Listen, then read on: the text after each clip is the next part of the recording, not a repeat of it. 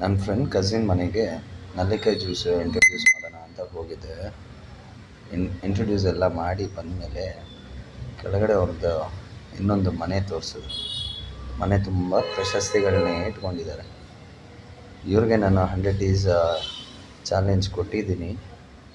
ನೋಡೋಣ ಅಕ್ಸೆಪ್ಟ್ ಮಾಡ್ಕೊತಾರೋ ಹೇಗೆ ಏನು ಅಂತ. 106 ಪ್ರಶಸ್ತಿಗಳು ತಗೊಂಡಿದ್ದಾರೆ. 100 ದಿನ ನಲ್ಲಿಕಾಯಿ ಜ್ಯೂಸ್ ಚಾಲೆಂಜ್ ತಗೊಳ್ಳಲ್ವಾ.